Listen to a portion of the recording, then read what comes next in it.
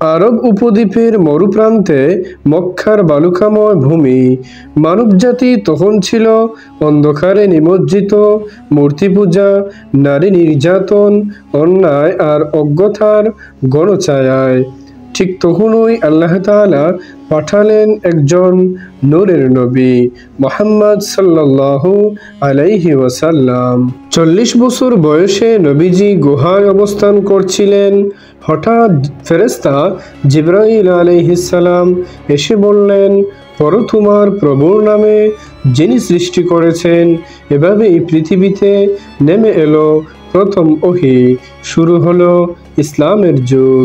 নবীজি সাল্লাল্লাহু আলাইহি ওয়াসাল্লাম প্রথমে গোপনে ইসলাম প্রচার শুরু করেন। 3 বছর পর প্রকাশ্যে আহ্বান জানান, হে কুরাইশ, আমি তোমাদের জন্য সতর্ককারী। কিন্তু কুরাইশ নেতারা ইসলামকে ভয় পেল। তারা নবীজিকে কষ্ট দিল, সাহাবাদের নির্যাতন করলো, এমনকি মুসলমানদের সমাজ থেকে বয়কট করলো। মক্কায় নির্যাতনের 13 বছর পর আল্লাহর আদেশ এলো মদিনায় হিজরত করার। সেই রাতে কুরাইশরা নবীজিকে হত্যার পরিকল্পনা করে, কিন্তু আল্লাহ তাআলা তাকে রক্ষা করেন।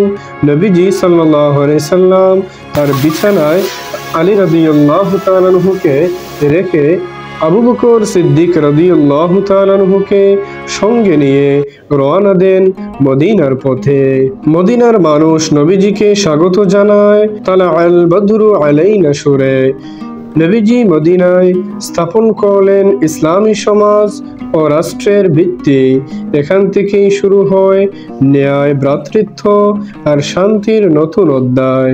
মক্কার অন্ধকার থেকে মদিনার আলো, এটা কেবল এক যাত্রা নয়, বরং মানবতার নবজাগরণ, যেখানে তাওহীদ, ন্যায় আর ভালোবাসার বার্তা ছড়িয়ে পড়ে বিশ্বময়। ইসলাম আলোর পথ, শান্তির জীবন। মাত্র 1 শতাব্দীর মধ্যে ইসলাম ছড়িয়ে পড়ে 3 মহাদেশে। জ্ঞান, বিজ্ঞান, চিকিৎসা, স্থাপত্য সবখানেই মুসলমানরা রাখে অবদান। বাগদাদ, আন্দালুস, কায়রো হয়ে ওঠে আলোর নগরী। এভাবেই ইসলাম শুধু ধর্ম নয়, এক পূর্ণ সভ্যতায় রূপ নেয়। আজও সেই ইসলামের শিক্ষা একটাই, মানবতার কল্যাণে সত্যের পথে দৃঢ় থাকো।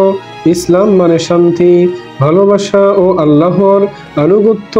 এই ইতিহাস শুধু অতীত নয়, এটি আমাদের পরিচয়।